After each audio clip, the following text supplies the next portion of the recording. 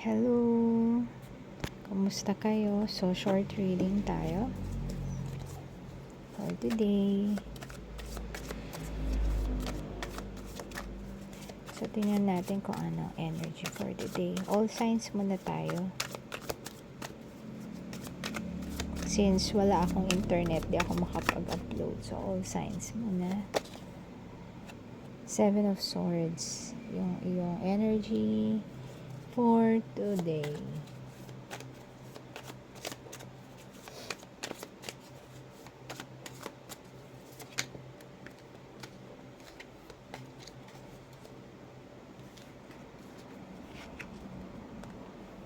Six of Pentacles. So, meron kang parang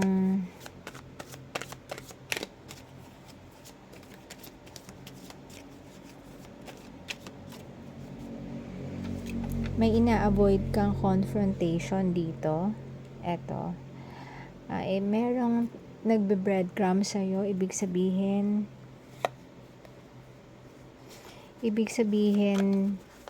kung ano lang yung hinihingi mo, yun lang ang binibigay sa'yo. Okay? King of Pentacles. So, very established ka na. Maaaring yan emotionally, financially, spiritually, pwede rin. It's either you or yung person mo. Okay, Temperance.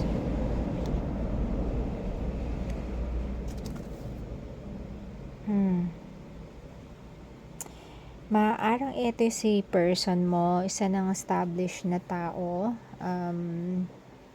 Tinitingnan niya lagi yung inyong future. Nagpaplano siya palagi. Palaging long term ang iniisip ni person mo. Pero merong nakakagulo sa long term relationship nyo. So, parang may pumapasok sa'yo na isang tao na nagpapakita ng concern, emotion. So, very opposite ito ni person mo, kaya mo siya napapansin. And ito yung parang nakakagulo ng isip mo. Ayan. Kasi lahat ng yung emotional na aspect na hindi maibigay ni person mo, siya ang nagpupuno. Ace of Wands, ayan. Matagal mo na siyang kakilala. Two of Swords, kaya ikaw ay naguguluhan. Ayan. Kaya ka may confusion dito. Kaya ka merong pinag-iisipan. Ayan. Maaaring iba sa inyo, ito yung pinagmumulan ng confrontation ninyo, ni person mo. Ayan. So, clarify natin tong 7 of Swords, Two of Pentacles, ayan. Naguguluhan ka, ayan. Masaya ka, and at the same time, naguguluhan ka. Meron alam mong kailangan mong gumawa ng decision, at gusto mo ng katotohanan pa. Minsan gusto mo na merong mag-advise sa'yo, ayan. Kasi gulong-gulo ka sa sitwasyon mo. So, clarify natin si Six of Pentacles. Ayan. Six of Pentacles, si person mo, siya yung person na parang siya yung tao na pinapangarap mo. Ideal person siya ng karamihan. Ayan.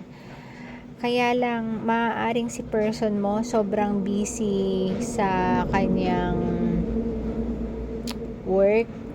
Minsan, nakukulangan ka maybe sa time. Siguro financial kasi maraming pentacles dito napupunuan niya. Pero yung time and time together,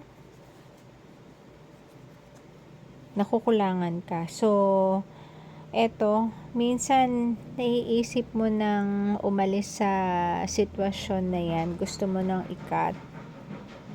Eto, minsan parang muntik-muntikan na nangyari ito sa inyo. Until dumating etong taong to. Yung kanina, si King of Cups, na nagparamdam sa'yo. Siya yung nagfulfill ng mga kakulangan niya, pati sa level of communication, palagi siyang andyan. So, isa siya sa nakakagulo ng isip mo, kahit na pinipigilan mo yung sarili mong kausapin siya. Masaya ka kapag siya ang kausap mo or siya ang nagme-message. Ayan, parang nabubuhayan ka ng loob. Ayan, clarify natin kung ay nahuhulog na. Okay, si King of Pentacles kasi medyo stricto. Medyo maisip kasi siya sa buhay, sa gusto niyang i-build. Ayan. Totoo naman na ito yung matagal mo nang iniintay na relationship. Yung someone na established na tao, established din ang kanyang buhay, emotionally, financially, established siya. Ayan, siya yung nakikitaan mo na makakasama mo talaga. Ayan, meron kayong love, hindi nawawala. Ayan, parehas kayong may love sa isa't isa. Ayun lang, nakukulangan ka talaga. Ayan, nakukulangan ka sa, hindi ka nakukulangan sa pera nakukulangan ka sa time nyo together. Ayan, yun yung kinakalungkot mo sa feeling nitong person mo. So, clarify natin itong Temperance. Judgment, okay. So, Two of Swords.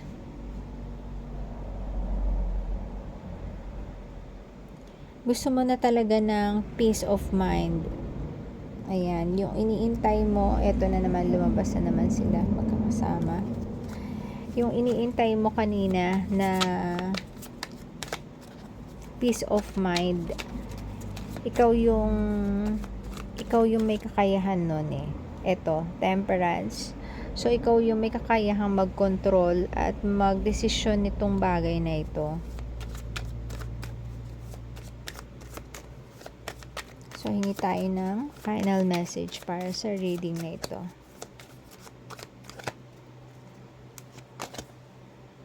The Tower.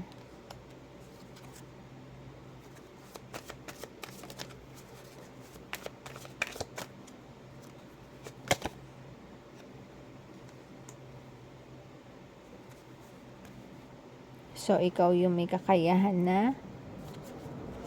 makahinto nitong problema na to. Yung paghihintay mo.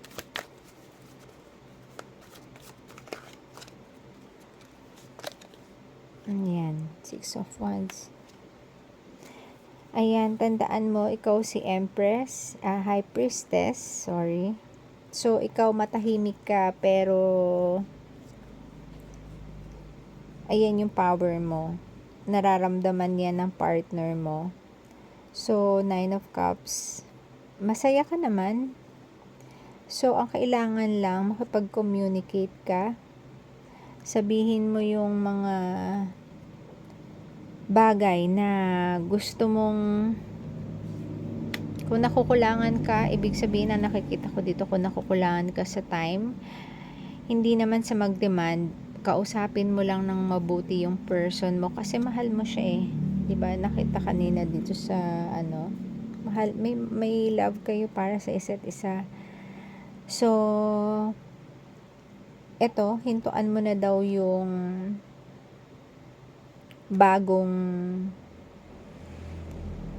yung paghihintay. At magiging masaya ka na. Ayan, makukuha mo kung ano yung gusto mo, 'di ba? Gusto mo magkaroon siya ng time sa iyo. So makukuha mo. Ayan, once na ginamit mo, in-approach mo siya ng level na yun bang kakausapin mo siya na sana ganito tayo, ganyan, gusto ko sana magkaroon naman tayo ng time para sa isa't isa. Ayan. So, kasi yun yung lahat naman etong person mo gagawin niya para sa iyo, lahat para mapasaya ka niya. So, kung ang hihingin mo sa kanya is yung time, maaaring sobrang busy lang siya pero willing naman siyang magbigay sa iyo ng time kasi gusto niyang maging masaya ka. Ayan, yan naman ang goal niya para makabuo ng stable relationship with you. So, ang taong stable, lahat yan gagawin if ever. Hindi na niya nakikitang demand yun kung hindi parang request lang from you. So, hindi niya mamasamain yun. Ayun. So, tingin ko yung iba sa inyo hihintuan na tong isang person na nagpupuno ng kakulangan nito. Ayan, kasi alam niyang masaya, mahal, ito yung ideal niyang relationship, etong person niya sa ngayon. Ayan.